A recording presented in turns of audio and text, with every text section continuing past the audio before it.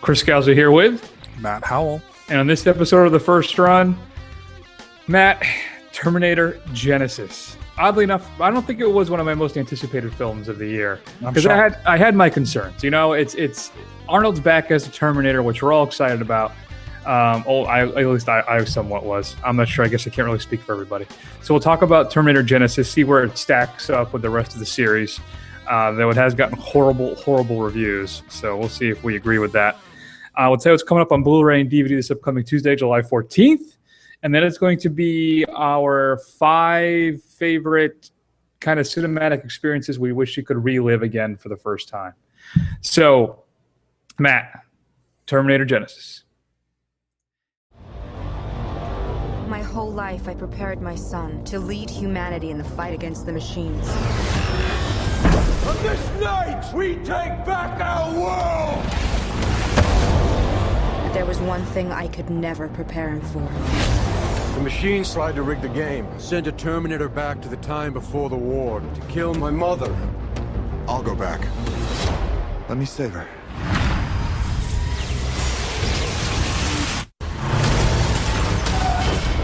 Come with me if you want to live. Kyle Reese, You know who I am? we've been prepping for you to arrive for over a decade. We. The Terminator. It is nice to meet you. I've been trying to teach him to blend in. I know it needs work. John, Hi, Mom. how can you be here? What are you doing? John!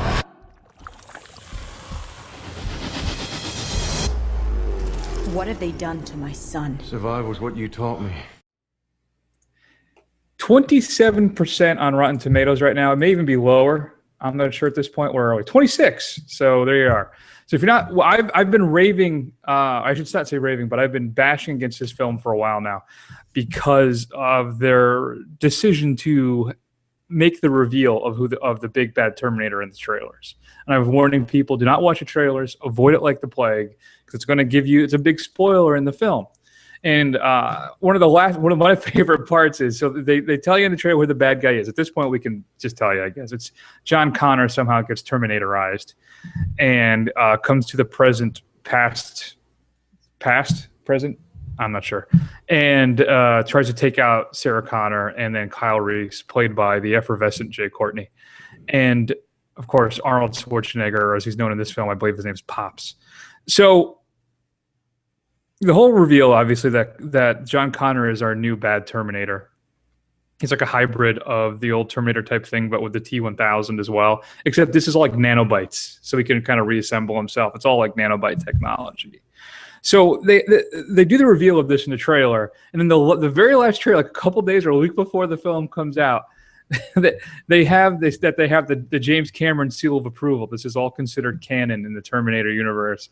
And then he says, "You will be floored," something like, I'm paraphrasing, but you will be floored by the twist or the surprise in the film. Really? Who's going to be surprised? Because you've been telling everybody for about 2 months straight. So that really annoyed me. Right. So anyway, Matt, no, I'm correct. You did not get a chance to see the film, right? I did not, no. All right, so it's going to be just me. I'm going to try and make this as interesting, as entertaining as I can, though I think I've already failed. It's 1984. Sarah Connor is waitress, kind of sensitive, not Terminator 2 Sarah Connor. She's Terminator 1984 Sarah Connor.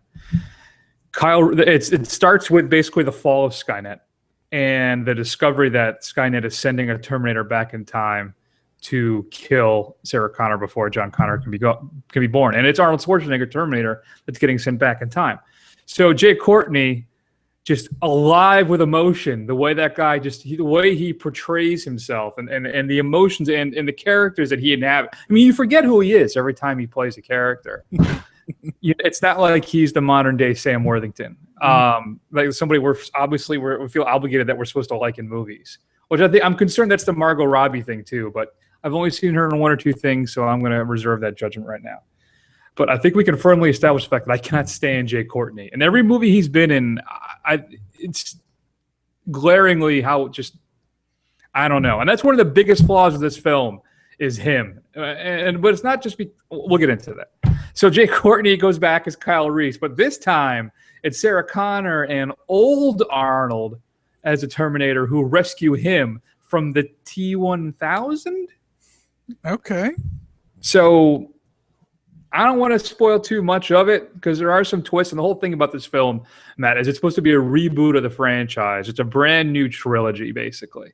Okay. Now, Cameron had said he told the story he wanted to tell with Terminator 1 and 2 and that he was done. And as far as he was concerned, the story was over. So I'm inclined to agree with him. I don't have the vitriol for Terminator 3 that some people do. I think there's some really interesting ideas in that film. And I just watched it again the other day in anticipation of this discussion, and it's okay. I mean, I think it's fine. It doesn't break new ground or it's not the event, obviously, that T2 Judgment Day was, but few films are.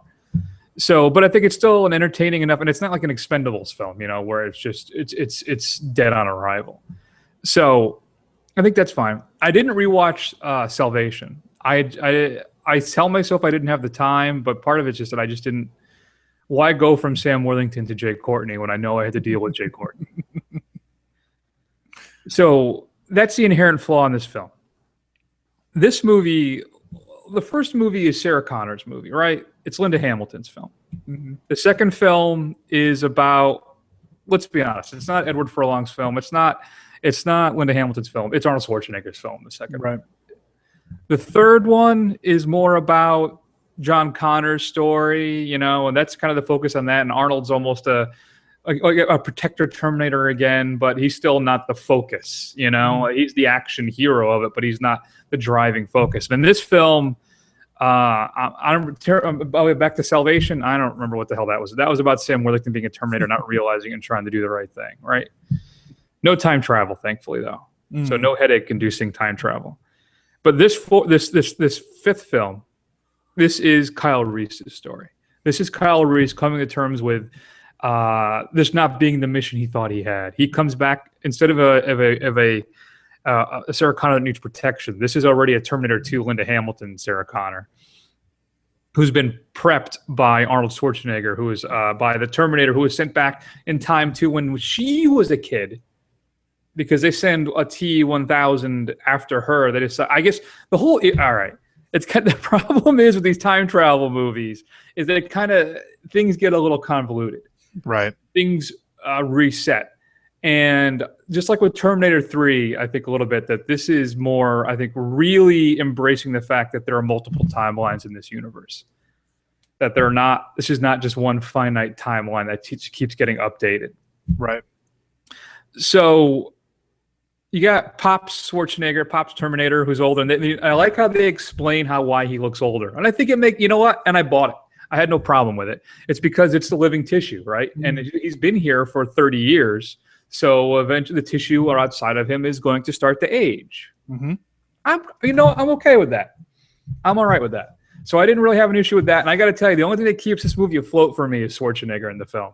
They kind of rely too heavily on him having a personality. Him doing this smile thing, one of the great kind of moments in T2 is when he tries to smile. Well, they do that like 3 or 4 times in this film, and it diminishing returns every time. They have a nice moment though with him and how he actually seems to have some affection for Sarah Connor as a daughter in a weird kind of way. So they do that, and I think that's handled nicely. Listen, I'm going to tell you, this film's not as bad as everybody says it is. It's not. I did relatively enjoy it. The time travel part of it. The multiple timelines, or is it just a reboot of the whole thing? I don't know. It's a little confusing. It's not too hard to follow. It's needlessly complicated, I think, at times. But for me, really, you can't make a Terminator movie focusing on Kyle Reese and have Jay Courtney as your Kyle Reese. I think that's the major flaw of the film. Okay. I think if we could have gotten a Michael Biehn type, and I was struggling to kind of think of who that may have been now. Who's today's Michael Biehn? I don't know. But I think that's one of the major flaws is the casting of him. And I wonder if it's my own prejudice against him. I don't know. I try and give everybody a fresh start, like Channing Tatum. Yeah. We used to hate him. Now we have a whole segment devoted to him. Courtney, the Tatum line. But yeah, he has not cross the Tatum line, Courtney, at all. What about Carl Urban or something? Oh yeah, no, Carl Urban, I'm on board with. Well, yeah, he could have been today's Michael Biehn. Oh, I see what you're saying. Yeah, that might have been interesting. I could have seen that. That's an interesting pick. I kind of like that. But I think that's the thing. That's the big issue. That's the big flaw for me, I think, in this. And also too, it's not. I think this film has expectations going against it. You know, when you're following a Terminator 2, you have certain expectations, and it just doesn't reach the same thing. I think what happened to T3. Mm-hmm. You're not going to match those heights. But if you can tell a nice, entertaining, competent action film and do it well, then I think I'm all right. And that's the way I was with this. I think Salvation still has a lot of problems. I think I'd probably rank that still as the worst in the series. But I think I would. Sorry? I said, wow. Yeah, I think Salvation's the worst. So I'm inclined to put this at number 3, Genisys. But I don't know. It's just I think like I say, it's Jay Courtney's film. Really, the focus is on his character as he deals with the new world he's been thrust into, and learning to trust people and trust the Arnold Schwarzenegger Terminator, coming to grips with his potential relationship with Sarah Connor. But I think that's the detriment to the film. I think I would like to have spent more time with Arnold Pop's T-800, because there's a time jump. There's a point where they actually jump forward in time. So they go to 1984, and then Courtney has these flashbacks. What happens is when the time stream is splitting, so he's actually getting visions of his life as if the war didn't happen, and he finds out that they have to go to 2027 or 29. I can't remember what it was. That doesn't even matter. Who cares? But they have to go to they have to go to the future from 1984 to stop Skynet, because it's going to happen a different way. Okay. They stopped the T2 version of it, but now it's going to happen a different way. And so what happens is there's like a 20-year interval, so where Reese and Connor go to the future, and Arnold stays behind, preparing for everything. Mm-hmm. I would like to have seen what he was up to for those 20 years, much more than them just jumping ahead. And also, J.K. Simmons is in the film. He plays a detective. He's one of the cops. I don't know if you remember in Terminator when Kyle Reese first shows up. He breaks into that little department store and he steals the sneakers and the coat. Yeah. Well, Simmons plays, well, not him, but there's a guy who plays a younger version of him in that scene. But then in this scene, that's where Sarah Connor rescues him, and the T-1000 actually shows up instead of an Arnold Terminator. And he survives it, and so he spends the rest of his life, the next 20, 30 years, trying to figure out what happened and who these people were. And he shows up as kind of like the crazy conspiracy theorist cop, saying, I saw these guys 20 years ago, and they're back, something's going on. So I may have liked to have seen a little bit more with him too, but the problem is they play him too much for comedic effect. I don't know. It's a flawed film. It's entertaining enough. It's missing kind of the nihilism of the first film that I liked a little bit. It's not not sci-fi heavy enough for me. I think it tries to be with the time travel stuff and the timelines, but it doesn't really work. It just doesn't have that spark or the hook that the first two films had. None of the other ones have had that same thing. But I think it's the best it might be the best out of the sequels that aren't Terminator 2. I don't know. Listen, if Arnold's not in this thing, I think it's dead on arrival. So he pushes the film along. He's good, especially the stuff we've seen him in recently. Yeah. Since his comeback. I think this is his most fun performance. It's not his best performance, I don't think, because he actually was pretty good in Maggie, and I liked him a lot in. I actually liked him in Sabotage, even though the film itself was one of the worst movies I've ever seen. But his performance in it is actually pretty good. I don't know. So what do you think? Have I convinced you? Do you think now that the critics are right at that 26%? Or do you think maybe it's something you might actually want to check out? I'm gonna check it out at some point. I can't say it's tops on the list, but I definitely will end up seeing it at some point.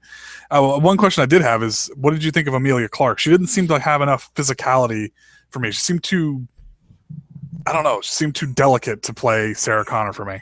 Yeah, she's definitely not jacked up like Linda Hamilton was. She's okay as a presence in this film. Her more internal struggle is more about she knows the future now, when before she didn't. Right. She's the one in the know of everything.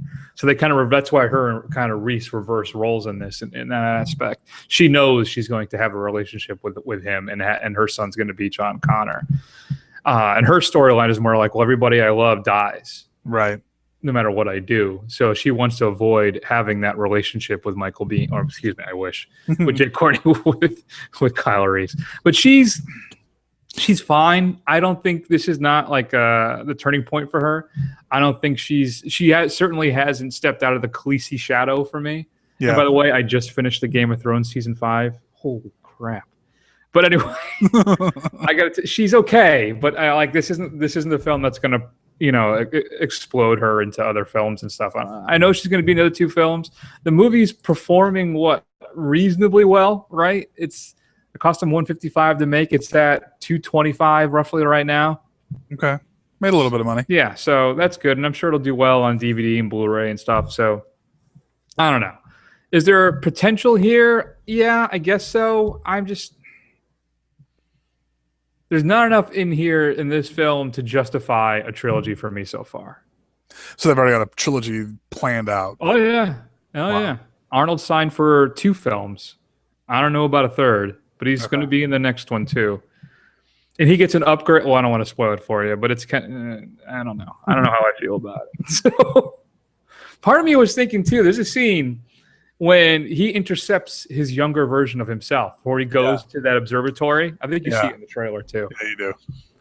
I'm at a point now where that special effect was pretty well done. There were kind of times you could see it was an animated Arnold. They didn't actually just use the scene. They kind of did redo it because they had to recast Bill. What's his name there? I always say Bill Pullman, but it's not. It's great. Now I'm drawing a blank. Anyway. So they didn't just reuse that scene. Bill Paxton. Thank you. They did reshoot it, and the younger animated Arnie. Only for a couple seconds did it look kind of like that's CGI. Okay. A lot of times it looked legit. Oh yeah. And you know what? In a couple more years, just have Arnie record the lines. Yeah. Why not? Yeah. Why not? I think I'd be on board for that. I think.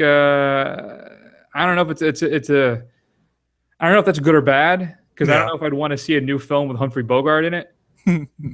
But I don't know. There's something about it is appealing to me, but I think it's just because it's Terminator. I don't know. Given the different circumstance, I might not be so gung ho about that. Right. So I don't know. Any other questions, sir? So at the very risk of ruining it even further for anyone, I mean, spoiler alert, stop listening right now, but my question to you is there another twist that's would blow your mind beyond what's already been telegraphed in the trailer? No, not that I recall. What's supposed to be the big twist is that they think they blow up Skynet when they clearly don't. Well, of course not. Right. Because what are you going to do for the next 2 films? Right. And it's the Doctor Who guy is the projected version of Skynet. What's his name? Matt something? Okay, yeah. I know who that is, yeah. So, but that's okay. It's fine. It's fine. Really, it's Jake Courtney. He's devoid of any personality. I feel like there's an old podcast that I used to listen to. I haven't in a while. I need to catch up with again, Film Spotting. And they described an actor as just an age-appropriate line delivery device. And I really feel like that's what Jake Courtney is. I can't take it. It's and I'm sure he's a swell guy. Maybe. You'd like to have a beer with him? He'd probably be fun to hang out with. Sure. Short doses. But I don't know. I don't understand why he keeps getting these big roles. Right. I don't get it. He must know somebody. There must be some. You know what it is? Hollywood just packages these guys up once in a while and gives them to us, and we're stuck with them for about 3 or 4 years, and eventually they kind of just fade out. There you go. Hopefully that's the case. Maybe they'll recast Kyle Reese. Different time, right? If we're going multiple timelines, then maybe he looks like a different person.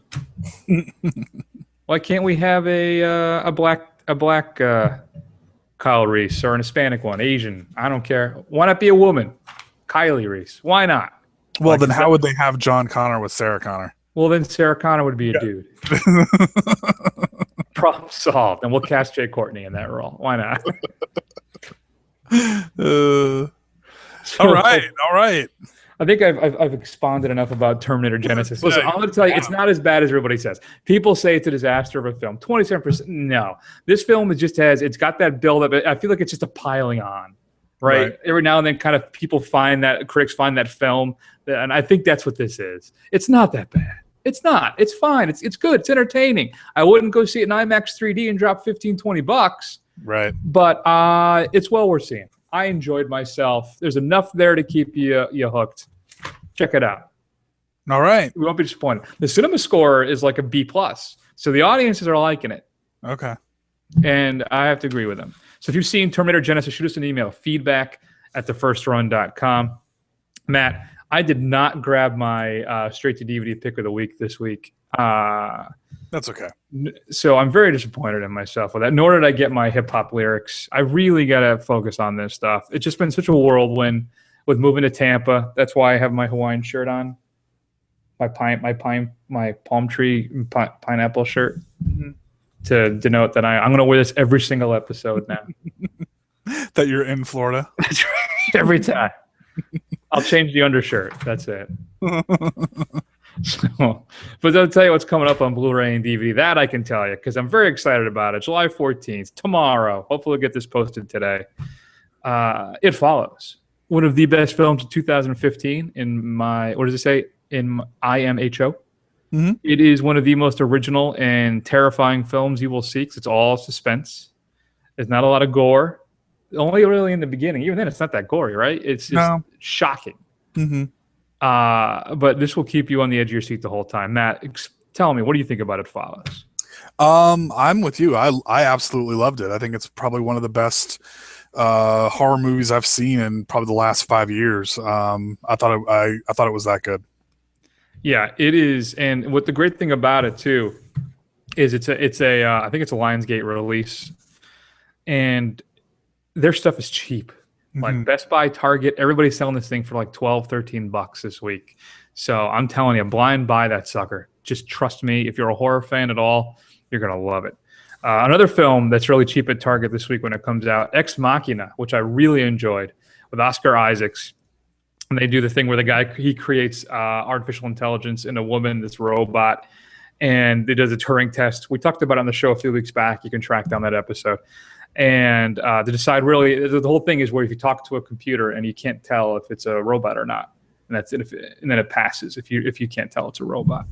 But maybe this robot has ulterior motives. I don't know. It's a great kind of old school sci-fi thinker, not a thriller per se, but it's a thinker. I really, really enjoyed it. Includes some behind the scenes featurettes. X-Men: Days of Future Past, the Rogue Cut. Are you familiar with the Rogue Cut, Matt? I am, yes. So it's about 10 minutes longer? Mm-hmm. And you get to hear the what do you call it there? Oh, you get to see the additional, what is it? It's like 10 minutes of the Rogue. So Rogue was actually in the film, but Bryan Singer cut all that stuff out for spacing due to time constraints. So you get to buy the whole film again, which is what I bought it originally.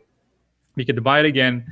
It includes the theatrical version and cut of the film, commentary by Bryan Singer.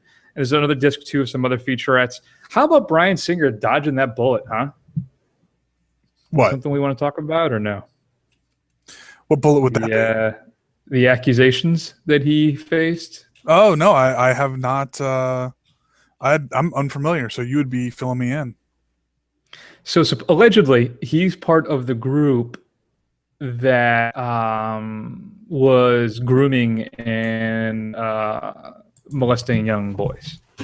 That they would have these big parties and stuff. Now, the guy who accused him eventually withdrew his lawsuit.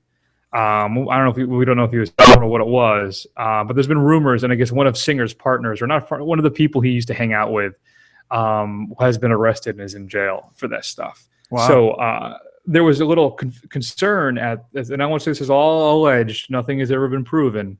I don't want to get sued for slander or anything. So, but there was questions for a while now if he was going to be able to continue because he's doing X-Men Apocalypse right now. Right. But the guy withdrew the allegation. He withdrew the suit. Everything's all set, and Fox moved forward. So hopefully, I'm hoping none of this stuff is true because it's horrifying stuff. And I don't know. We'll just see what all happens. But yeah. I don't know why I even brought it up. Let's move on, shall we? The second best exotic marigold hotel is being released on Blu-ray. That's a good segue. Thank you very much. Includes some behind-the-scenes featurettes. Criterion is giving us Hiroshima Mon Amour. It's about a French actress and a Japanese architect who have an affair while the actress is making a movie in Hiroshima. Their pasts are slowly retraced, revealing that his life was destroyed by the atomic bomb that was dropped in the city and that she was imprisoned as a wartime collaborator. It's supposed to be a fantastic film. It includes a new 4K digital restoration, and it's Criterion release. I think I say this every time, so you know it's going to be good. They're also giving us Here's Your Life, which is the debut of Swedish director Jan Troll, who did The Emigrants and The New Land. So that's getting released by Criterion, as well as Black Stallion, the classic horsey movie, is being released on Blu-ray from Criterion. And then Twilight Time, who kind of wants to be, they want to be kind of like the next Criterion. If you're not familiar with Screen Archives, Twilight Time, they do limited print runs of things. And one of those is The Fabulous Baker Boys is getting released on Blu-ray, 3,000 copies only. So grab them while they're hot. And then Howling 2 from Scream Factory. You want to talk about a bunch of sequels, Matt, that are absolutely horrible. You want to talk about the Howling movies? That's right. I can't think of another horror franchise that had a crazier dip in quality than the Howling films. I think maybe because the first one it's good. I don't know if I'd call it a classic of the genre, but it's a great werewolf movie, I think. But man, those sequels afterwards, like the Halloween 4, the Marsupials, I think it's called. That one. Oh my God, that's a bad movie. Yeah, it is. And it was on Netflix for a long time. So I know, and the worst part was like that the ones on Netflix were like the really terrible ones. Like the Howling 1 wasn't available. It was like Howling 3, 4, the one with the werewolf nuns. It's awful.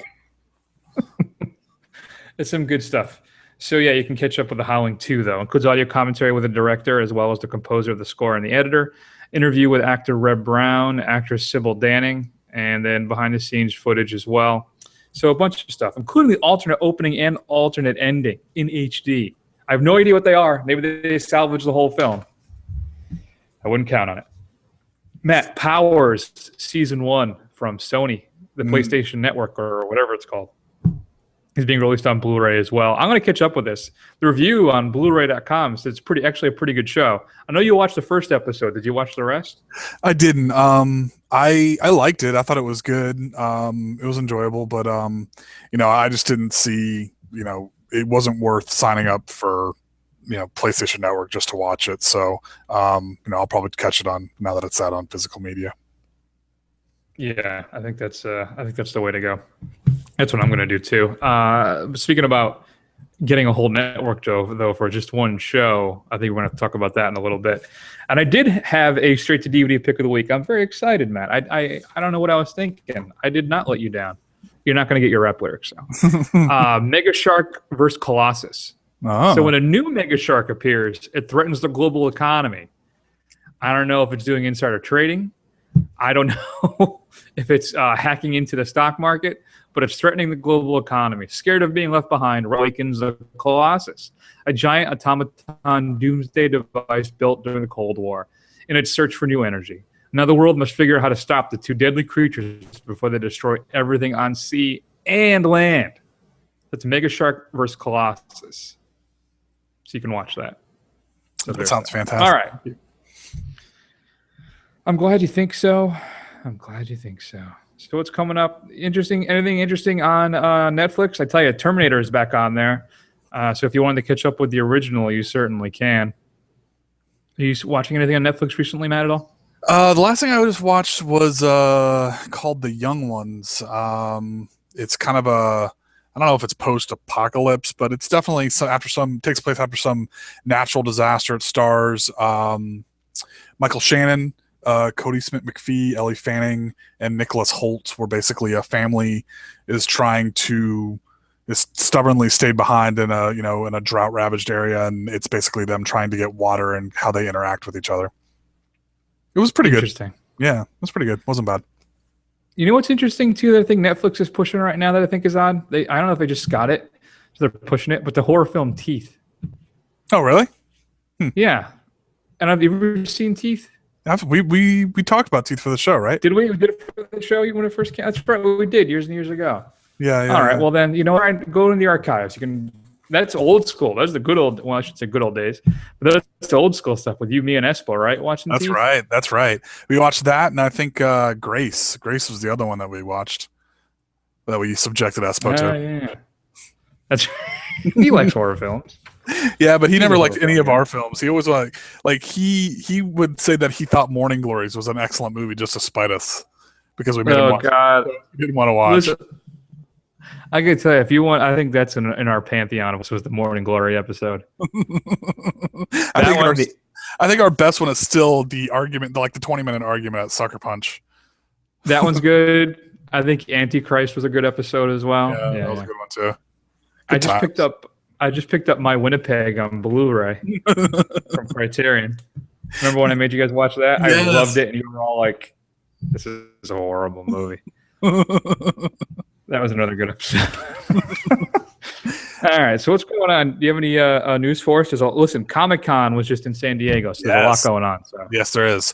All right. So, what am I even saying? John C. Reilly has confirmed that there's going to be a Wreck-It Ralph 2, and he will be reprising his role as Wreck-It Ralph. I really liked Wreck-It Ralph. I know I'm probably more of a video game nerd than you are, Chris, but are you excited about this news? Very much so, yeah. I really liked Wreck-It Ralph, so I'm very excited to check out a sequel. Yeah, when I read that yesterday too, I think, yeah, that's really great news. So I don't know, curious to see what it is and if they'll bring in other video game franchises or characters, but yeah, I think that'll be cool. Yeah, I think it'll be good. All right, and as you said, San Diego Comic-Con was this weekend. So notably missing was Marvel Studios, but we did see 4 big things that I think are the 4 biggest things from my opinion. So let's talk about them, Chris. So first up, they've released the new Batman versus Superman trailer. A lot more of the plot, gives you a lot more of the motivations of our Batfleck. Chris, what do you think? First up, I don't know if I'm on board with Batfleck. I have no control over that, but I think I posted on Facebook or Twitter, or I don't remember what it was, but I said that I am 40% less concerned about this film now. I had some read before because I think there's some. Man of Steel is a very flawed film. There's a lot up with it that I don't like, but I feel better. I feel better now after watching that trailer. I like the fact that it appears to be Bruce Wayne's motivations for taking down Superman is the destruction of Metropolis. Right. And I'm glad that they're addressing this and they're not just going to move past it and start do something else in the next film. I mean, thousands of people must have died. The city was leveled. You can't just move on from that. And if that's going to be the impetus for why Batman feels he needs to take out Superman because of just that, I'm on board. I think practically that makes sense to me. It's a pragmatic view. So I think as his motivation, I think that makes perfect sense. Right. And like the shots of Wonder Woman, I think that was well done. Yep. My only concern is that, and I think you agree with me on this, Matt, Superman Returns was the greatest trailer we had ever seen in our lives. Yes. I think that inflated my expectations higher than any trailer ever had. So that's always now at the back of my brain. I'm always still thinking about that. Yeah. I think, to be honest with you, I think that this kind of subdued, not that I was really excited about it when I saw the first trailer, but when I saw it for the first time on the big screen and I saw Affleck giving his Batman voice, about bleeding beating Superman to a bloody pulp. I thought that was really cool. You didn't get a lot of this. You got a lot of glowering Bruce Wayne, which is fine.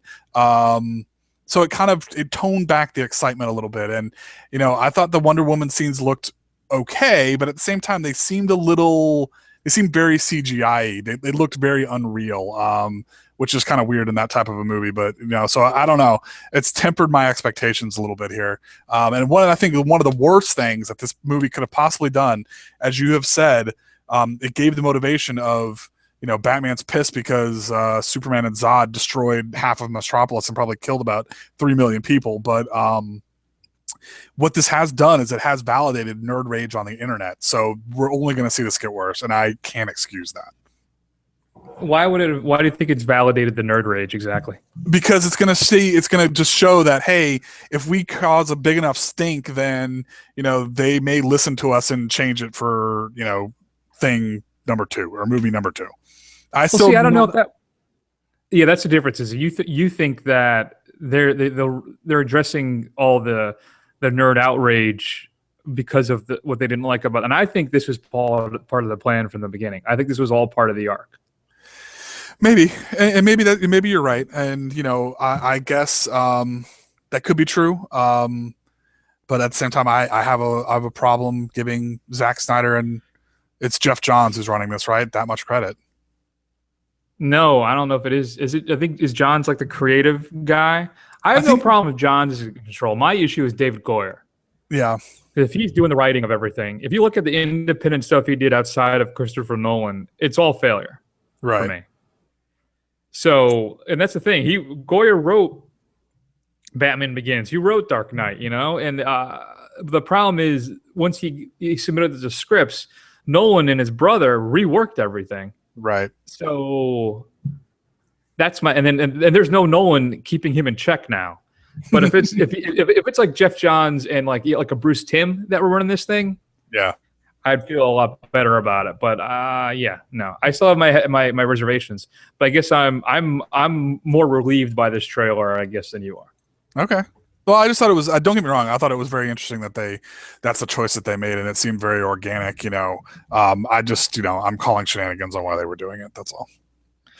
And you know what? I am kind of partly betraying. I've said before, one of the biggest flaws of Man of Steel is that they've somehow managed to suck the fun out of Superman. Right. And this trailer does not seem to have any fun for him again.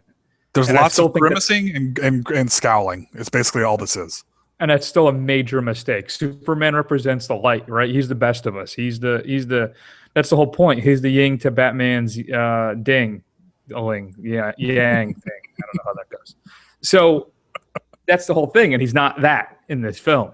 So, yeah. So there's still that hurdle that they have to overcome. There's a difference between being jokey and being lighthearted. There's a difference there. So when DC supposedly had that rumored no jokes, this is serious stuff.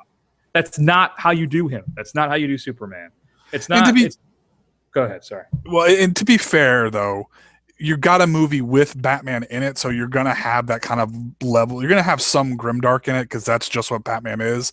What'll be really interesting is when they start bringing in the really goofy characters like Green Lantern and the Flash, who are kind of always been ridiculous. When they start bringing those into the Justice League, it'll see if maybe the tone gets lightened up a little bit. We'll see. I hope so, because grim and gritty Superman is not the way to go. That's Batman's shtick, and let him do it. Yeah. So, and you know what? And if you could give me a J.M. DeMatteis and a Kevin Maguire, Justice League, just for the heck of it, call it Justice League International, whatever you want to do. The heyday of that JL team from the 80s that I absolutely loved. Yeah. Blue Beetle, Booster Gold, all them. I would absolutely love one of those films. I'd rather see that, I think, than Suicide Squad, now that I think about it. Yeah. Well, speaking of David Goyer and Suicide Squad, they've also leaked a trailer from that film, and we got our first good look of Jared Leto as the Joker and Margot Robbie as Harley Quinn.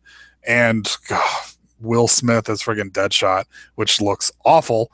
I don't know. What do you think about that one? I don't have a lot of confidence in this film. No.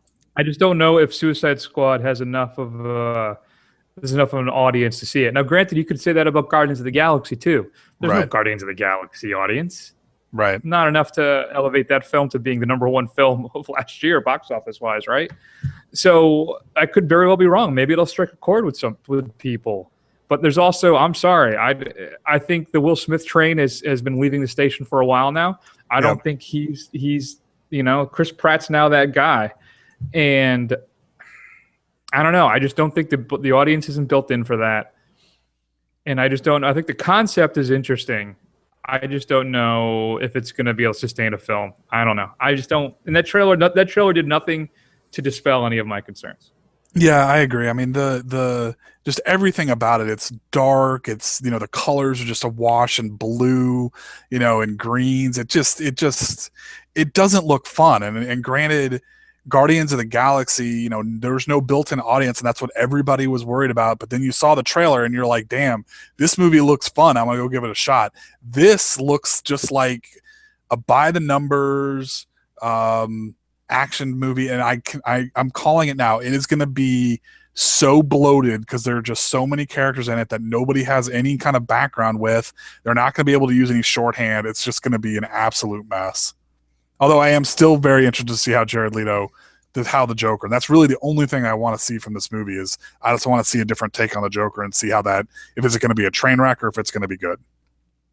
Yeah, that'll be interesting. We know Batman's in this film as well. There's at least a couple scenes that Ben Affleck is in it as Batman. And they did announce, too, that he is going to direct his own Batman movie, Ben Affleck. Which could be interesting. Yeah, so that'll be interesting. I also mentioned, too, one thing we didn't talk about briefly in regards to the Batman-Superman trailer is there is a shot of a Robin costume in a glass case with what looks like some graffiti that refers to the Joker. So I'm trying to figure out how far, I can't recall how far ahead in time, like how long has Batman been around? Because he's graying as well, but I think this is his coming out party though, right? I mean, he's supposed to be, I think before this film, he exists for probably, what do you want to say, 10 years? Yeah. But he's more been the myth of Gotham City, right? Mm-hmm. I think that maybe this film is his coming out party where he actually everybody sees that he actually exists. Right. With Ben Affleck as Batman. Do you do it for 10 years? I don't know. There's all things we'll find out as we go. But I think it's interesting that clearly it looks like Robin was killed by the Joker in this universe. And if you're going to do that, then I guess it's going to be more than a Batman and Robin. Then Robin died. Well, I don't know. We'll see how Snyder handles it. Yeah, that'll be interesting because, I mean, you know, in the comics, the second Robin that's killed by Joker, so are we going to see like a Nightwing running around, you know, those kinds of things? I don't know. Very curious. Interesting. All right. Anything else? Yeah, so we'll skip Deadpool. Do you want to talk about Deadpool? I'll just say briefly that I'm shocked that it's as vulgar as it is. Yes. I was never really familiar with the character. I understand the concept. I know what it's about. I've never read any Deadpool comics. Yep. But I know the property. And I love Ryan Reynolds. So I think it could be a big hit. I think it could be really funny. Yeah. But it is possibly the most vulgar trailer I've ever seen in the history of me watching trailers. Yeah. But that's fine. Yeah. I mean, I think it's definitely vulgar. It's definitely, they said it was going to be a hard R, and it looks like it's a hard R. I think really what's going to make or break this movie is how well you respond to Ryan Reynolds, because this is kind of his shtick from Waiting and Just Friends, that you're getting that Ryan Reynolds. So if you don't like that Ryan Reynolds, I don't know how well you're going to like this movie. I got to tell you, I feel like this is the role he was born for, though. Yeah. If the superhero film, I think this is what he's supposed to do. Yeah, is his character. It's perfect for him. I actually always wanted him to be Wally West Flash. I thought he would have been really good as that as well. Clearly, that's not going to happen now, especially now that Barry's the Flash again. Mm-hmm. Anyway, all right, go ahead. What else? Anything else? All right, and the last thing is that we got a behind the scenes little vignette of Star Wars Episode 7, and honestly, Chris, I'm actually getting really, really excited for this movie again. It's actually bringing me back into the franchise fold, whereas I had wanted nothing to do with Star Wars after watching the prequels and how much they ruined my enjoyment of even the entire property. This is really getting me excited again, and I'm starting to get that kind of like real anticipation to see this. And justifiably so. That behind the scenes thing that they shot, that little EPK thing, that was brilliant. And I think it's going to be, I've been saying all along that this thing is going to be incredible. And I've seen nothing to dispel me of that. I think one of the key things is Abrams going back to practical effects. I think building the Millennium Falcon, building all that stuff is going to be the key to, I think hooking in the nostalgia, as well as providing a strong story, strong characters, and a great narrative. So I think it's fantastic. I've just been reaffirmed. The thing that kills me, just like which is even worse for the Batman Superman trailer, because that's not till next year. Yeah. We still have to wait till the end of the year for Star Wars. But it's going to be great. I can't wait. So let me ask you, though, in that vein, they also announced, Matt, that they're going to do Han Solo prequel films with a younger. So how do you feel about that? And then who do you cast as a young Han Solo? Yeah. Honestly, I'm okay with it. Really, it all depends on how this goes with this new one. I guess really, is there enough there? I could see them doing one, although I'm concerned if they're talking films plural. I don't know who you cast. Maybe you cast Joseph Gordon-Levitt just because he saw himself in the mirror at 500 Days of Summer. I think I'd be all right with that. Maybe you can get Christopher Walken. Yeah. Or Kevin Spacey. I don't know. Yeah, I think I don't know. I think it'll be fine. I think there's some parts of it too. They're also going to do Darth Vader too, right? Are they going to do some film like in between Empire and Jedi or something? So the three films that are supposed to be coming out they're going to do a film on Rogue Squadron, which is obviously basically the crack pilot team led by Wedge Antilles. So Darth Vader is going to be in that film. They're doing one on the kind of underworld of the Star Wars universe by focusing on Boba Fett, and I guess the third one's going to be these Han Solo films. And then I guess Guillermo del Toro is trying to gauge interest on getting a Jabba the Hutt film that he can do on his own, which I would be really interested to see. Yeah, definitely. Me too. That would be interesting to check out. Yeah. Number two, Del Toro. I feel like he'd figure out a way to have the Irish guy be Jabba the Hutt, and then have it transfers into the Hutt later on in the other film. Yeah, like that's part of his life cycle or something. Exactly. Or something happens to him. Right. That'd be really sweet. You really need to start doing a letter writing campaign to Guillermo del Toro to make that happen. I'll just give him a call. Yeah. Okay. Cool. I know people and my people talk. All right. So lots of stuff happening at Comic-Con. I'm sure there's a bunch of stuff we didn't talk about too. Maybe we can bring it up next week if we missed anything, which I'm sure we did. So Matt, let's segue over then to the 5 movies that we wish we could relive for the first time. Part of them too, like there's some things I wanted to do. Like I don't know if there's maybe a list for a different day, but not just relive, but experiences we could have had at the time. Mm-hmm. Could you like to have been in the theater to see Psycho in its first run, right? To have sat and watched Texas Chainsaw Massacre in the theater when it first was released. Those kind of experiences that we were cheated of due to our youth. Being in our early 20s, we didn't get to see. There's a lot of things to miss that on. Yeah, I know. Exactly. So, but anyway, once you start us off, what film or film moment, however you did it, you wish you could revisit for the first time all over again? Yeah, so I kind of just went with the films that I thought, it's really stuck with me. And I kind of struggled with this last one because I wanted it to be a horror film. And I was really trying to think about what it should be. And I kind of settled on The Thing. I just rewatched that the other day based off of our conversation. So did I. Yeah, just based off of what I could see by the new interpretation of the final scene. But yeah, it's just such a claustrophobic film, and if you hadn't seen it before, just kind of the tension, and you don't know what's going to happen. Anything could happen, and it just kind of builds and builds and builds, and just even the practical effects, they still hold up for the most part today. I just think it's a really tense, claustrophobic film with a lot of great acting, and I just would love to be able to see that again, just to not know what happens.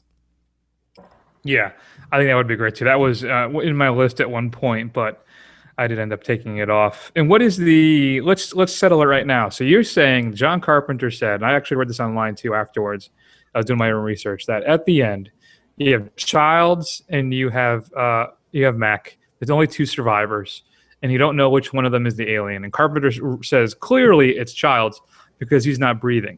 Right. And you can see the breath coming out of Mac's mouth while he's talking because it's so cold. Right. But there are scenes in the beginning of that scene where you can see his breath. Right. And then later on, then it isn't there. So Right. I don't. Now, granted, it's Carpenter saying it, the guy who directed the film, so I guess it has to be that child is one of the creatures. I don't know. Part of me feels it's a little revisionist. Right. Where do you come down? Yeah, see, I mean, when I watched it online, trying to watch that last scene, and I was watching it on my phone, I didn't see anything, so I was like, "Oh wow, that does." But like when he first comes into from off screen, he does have, you do see a good breath of steam. It's not that he's not breathing; it's that he's not producing any steam when he breathes. And Right. of course, Mac looks like he's basically been sucking on a hookah every time he opens his mouth. So that's kind of the what they're trying to go with. The other thing that they kind of say is that the bottle that Mac gives him is not whiskey, that it's full of like gasoline for a Molotov cocktail. I couldn't see where, and maybe I missed it somewhere in somewhere else in the film, but I didn't see where that came into play. So, but that's why he laughs after he gives it to Childs, because he knows it's not really whiskey, whereas the alien would not know what that tasted like. Now there are scenes when they do the Molotov cocktail thing, and they have the scraps of cloth or whatever it is coming out the top, and that's not here in this bottle. Granted, it wouldn't be, but there are also scenes earlier in the film where Kurt Russell's character is drinking out of that bottle of Jim Beam.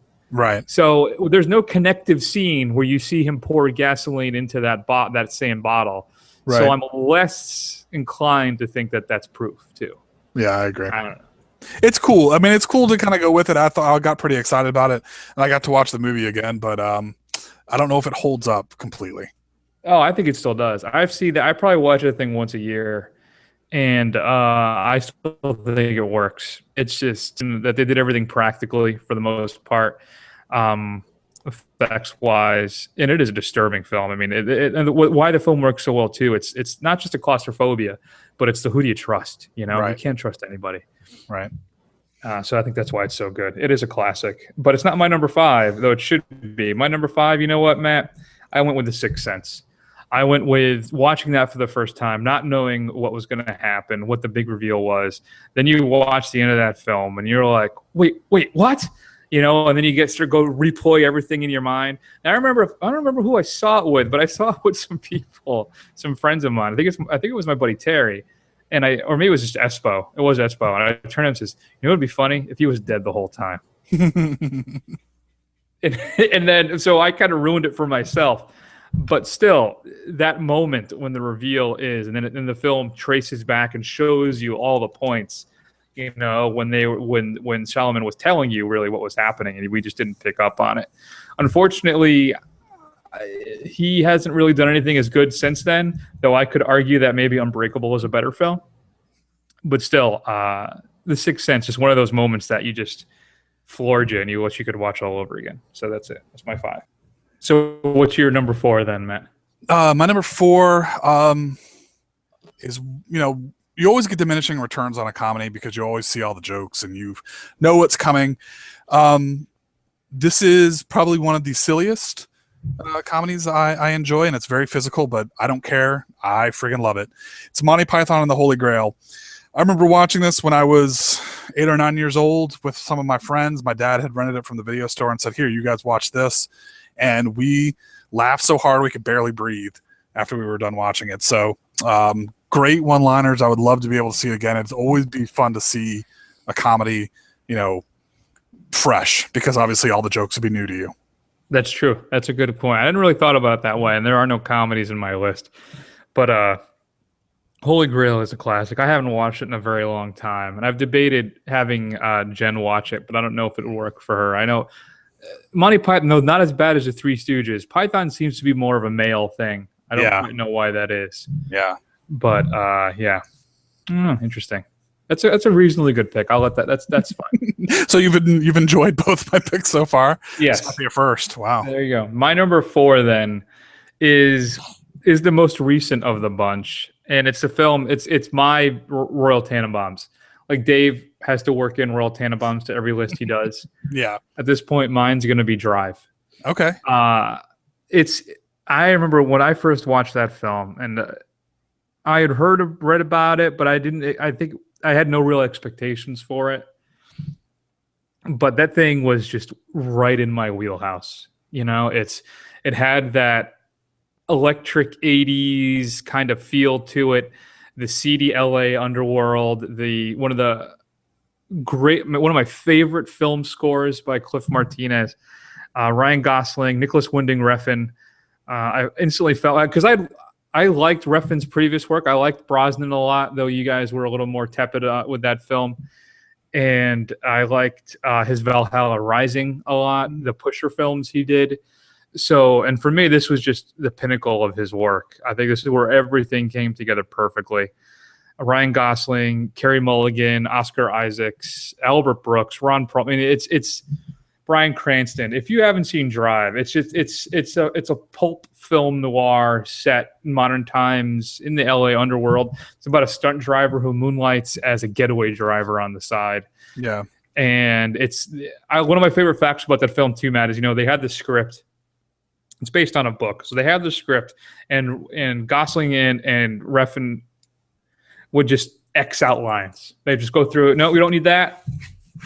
Cross it out. We can get out with that. And they just emoted the whole thing. It was really, some people find the film kind of slow because of that, but I think it's absolutely brilliant. So it's just one of those great moments when everything just kind of comes together perfectly. So to when I walked out of the theater, my head was in a daze. I was so excited. So yeah, that's my number 4. That's a good pick. I think the thing about Drive that they build the first trailer, I guess really the only trailer, it's all of him driving, and you think it's going to be some kind of Fast and Furious kind of thing focused on cars, and it's it's not, and it's really like you said, like a modern day film noir. And man, it took a long time, but once the violence kicks in, I was shocked at how graphic it was. I was completely not expecting that, which is also something that completely took me off guard. Yeah, that's true. You should keep that in mind if you're going to watch it. It is exceptionally graphic at times. He went and talked to, not Vincent Cassel, because he was in the movie, Gaspar Noé, who did Irreversible. Mm-hmm. And there's a scene in Irreversible where Vincent Cassel kicks he beats a guy to death with a fire extinguisher. Okay. And he actually went and talked to people like doctors or something to see what the actual physical damage of that would be, and then presented it on screen. Right. And then Refn went to Gaspar Noé to find out how to do that. There's this scene that Gosling kicks that guy's head in, basically. Yeah. And it's exceptionally graphic. And there's only a few scenes where it happens, but prepare yourself because it's going to catch you. Yeah, exactly. All right. So my number 3 is from our friend James Cameron. I bet you can guess what it is at this point, but it's a mashup of a science fiction, meditative science fiction horror film, Haunted House in Space, mashed together. He threw all that out and said, you know what? Let's just have a kick-ass action movie, and that would be Aliens. Sigourney Weaver kind of taking over her badass role as Ripley, really showing, kind of femme hero from the 80s. I love the action in this movie. And then one of the things I really love about this movie, and I'm such a sucker for, is the kind of sense of world building. And I think in this film, even though they don't really get into a lot of it, it seems like a very lived in, like real place. And that there's Cameron has all of this backstory that he's developed that he knows, but it's there in the background, even though you never get it on screen. And it's just, it's just great. I mean, it's just a tight little war film that just kind of goes through with monsters. What's not to like? Yeah, I think Aliens is a great pick. I love that film as well. That's another one I watch at least once a year. There was a point too when it first came out on VHS when I was watching it over and over again as well. Nice. Quick one then, Matt. Call it. All right, Cameron film. You gonna go Aliens or Terminator 2? I would go Aliens. I don't think Terminator 2. I don't know if it's oversaturation from Terminator 2 because it's even it's become such a part of the culture, and the beats that it does have become almost cliche, and I've seen it so many more times. I don't think it holds up quite as well to me. It seems very of its time. Whereas Aliens, practical effects, it's still, the way he shot it, it still looks real or at least convincing. Whereas you don't have that, I think, as much in Terminator 2. And it's a lot nastier.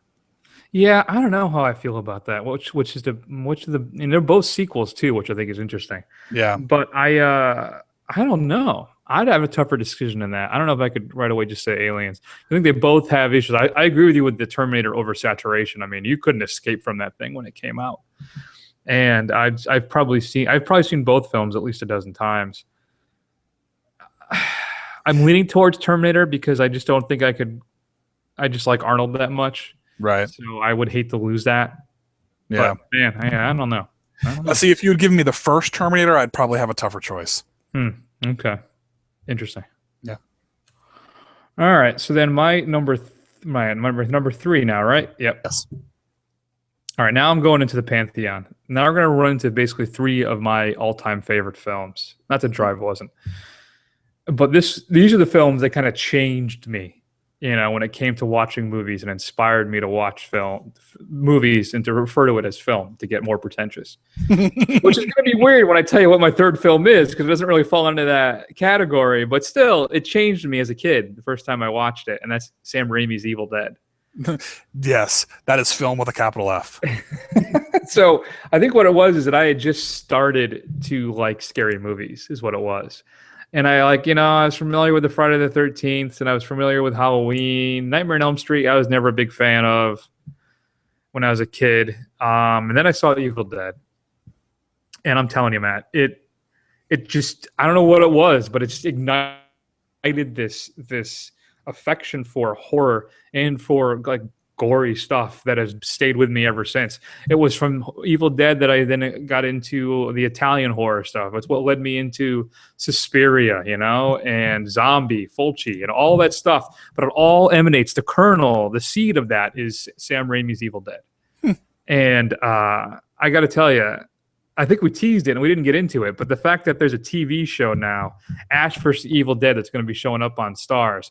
If there's ever been an argument for me to get a network for one particular show, that's it. It's Ash vs. Evil Dead. And I don't know if have you seen the full trailer for that yet? Yes, it looks pretty good. Any concerns you had about Sam Raimi and Bruce Campbell revisiting this universe? Yeah. Don't worry about it at all. I mean, it's all there, everything, and it's a great mashup too. Where Army of Darkness was kind of a dogleg turn away from Evil Dead when it was more Roy Harryhausen pirates, Sinbad type stuff. Right. Than it was a straight horror film. Right. This is an amalgam of Evil Dead and Evil Dead 2 with a little bit of Army of Darkness. That's what this film is. Yeah. I mean, this TV series is. That trailer, I'm telling you, the opening of it is so perfect. And it just gets better from there. It's going to be everything a Deadite, an Evil Dead fan has ever wanted is going to be in this show. I cannot believe that, 25 years on, that it's finally here, and it looks like it's going to be perfect. Yeah, I know. It'll be really interesting to see. I would almost don't want you to get it just so I can lord it over you as I watch it. And Evil Dead is one of those things. It's you either absolutely adore it or you don't really care for it. There's not really a whole lot of in between, and either people, you get it or you don't. Yeah, well, I get it. So what do you got? What's next? All right, so my number 2. So this is going to be the beginning of a bit of a cheat because they're coming from the same source, but I don't care. These are fantastic films. So this is a film that I could watch and I still get excited watching it, and it still takes my breath away in some of the scenes. And honestly, it's a hell of a lot of fun to watch, and I would love to be able to go back and watch it just wide-eyed for the first time again. And that is Indiana Jones and the Raiders of the Lost Ark. Absolutely, I think probably one of Harrison Ford's most enduring characters. Obviously, a lot of fun. The action sequences are great. It's got a good sense of humor, but it's also got a real sense of stakes. All the acting is really good. All the stunt work is amazing.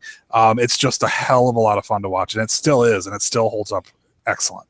Yeah, I think it's going to be one of the top 5 most iconic roles in the history of cinema is Indiana Jones. And it didn't quite make my list because, I don't know, I went more adult more so with my list, like more my teens and my early 20s than I did my early, my youth. But yeah, I mean, that's a fantastic pick. And I got to tell you, just like Superman does with me, the original Christopher Reeve film, Indiana Original Lost Ark does for me as well, where when I watch them both, I feel good. I feel safe. You feel like a kid again, and like all is right with the world. So yeah, that's a good pick. So my number 2 is the Genesis for this show. Basically, it's what started all of this for me. It's what made me start to realize that movies were more than just watching, just killing a couple hours, just watching the next Batman movie or whatever. That there was more going on for this, and that's Pulp Fiction. When I saw that in the theaters when I was a kid, I think I must have been 13, 14, 15. I can't even remember at this point.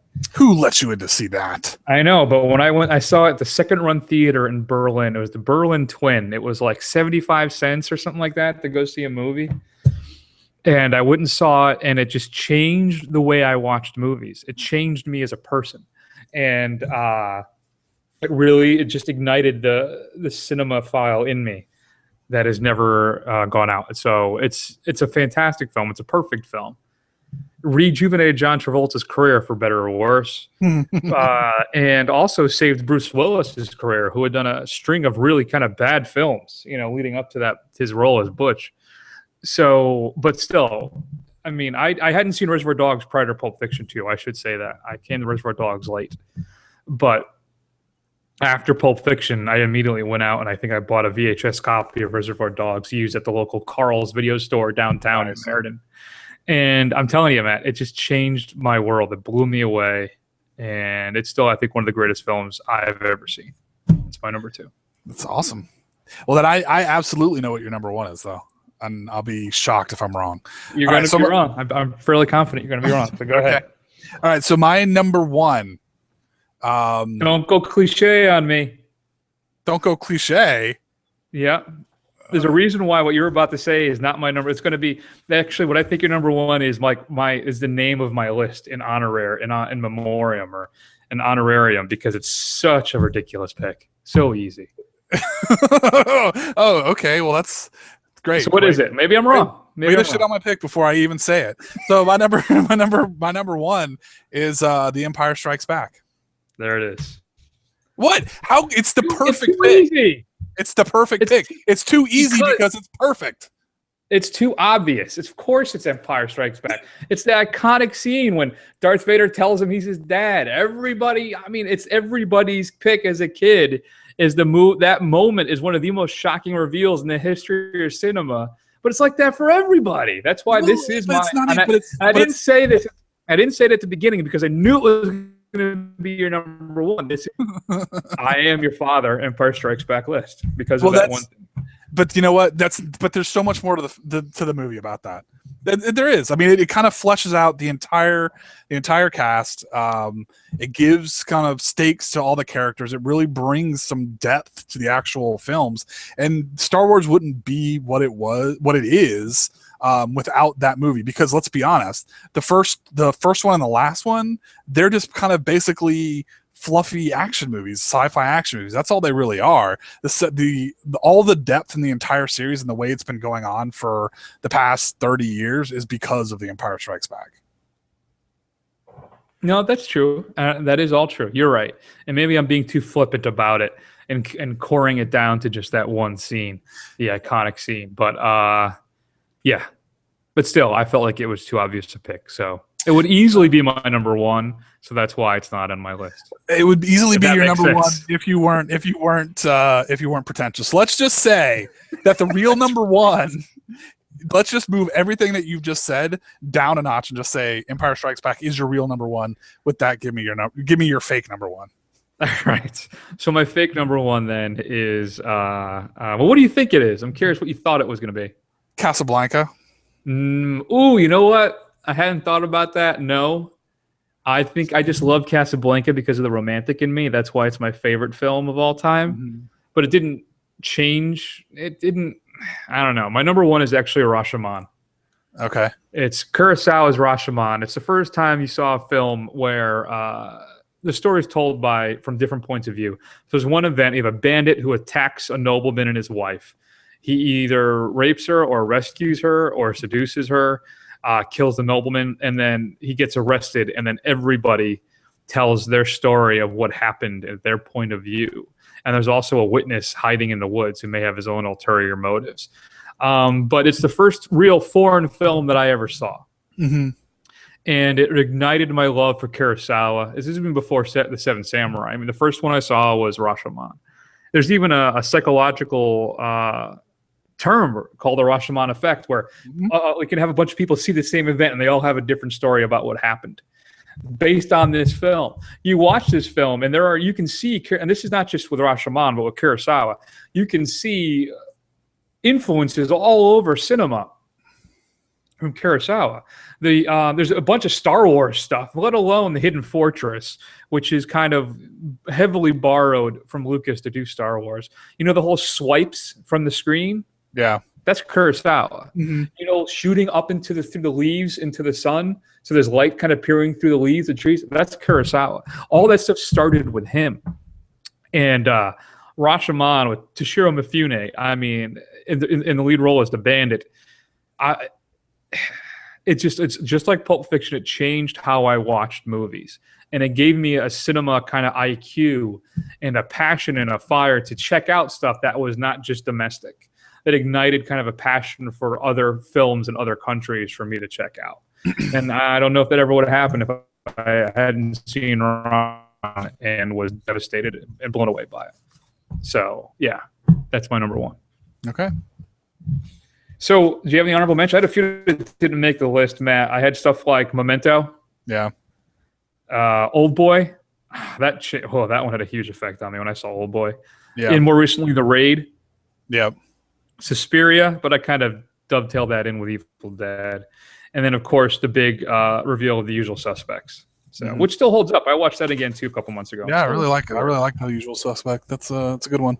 I think mine were the ones I kind of struggled with to put on. Halloween, the original, The Exorcist, Fight Club, which I saw before The Sixth Sense, so that was the other big twist movie. So I thought that Sixth Sense was a complete ripoff. Fight Club already did it, and they did it better.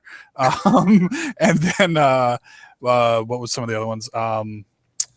Sorry, I'm drawing a blank here, but I guess that's good enough. I guess. All right, that works. Yeah. So next week, well, actually, shoot us an email. What's your favorite cinematic moment you could relive? Shoot us an email at feedback@thefirstrun.com. Coming up this upcoming Friday, I should say, Matt. I don't know. Listen, here's what's coming out. 3 films that I desperately want to see. I don't know what Hollywood wants to do with me. Ant-Man's coming out. Yeah. Trainwreck is coming out with Amy Schumer. It's supposed to be hilarious. And then Ian McKellen as an elderly Sherlock Holmes and Mr. Holmes.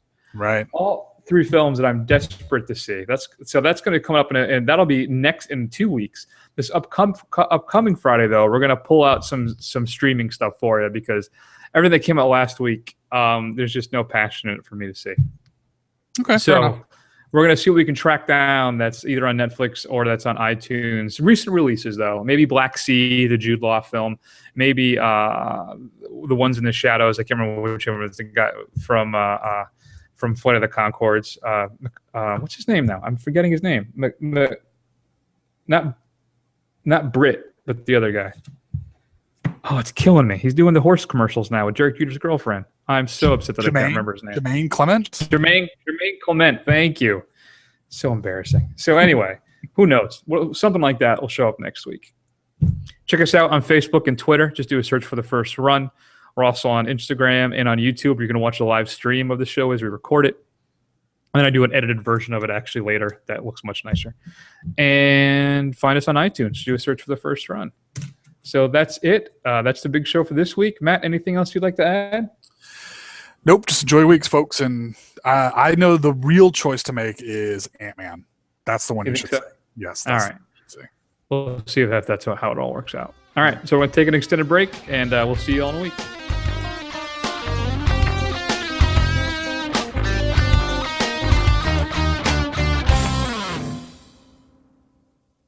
you saying? I say he'll flip you. He'll what? Flip you. Flip you for real. Yeah, I'm shaking.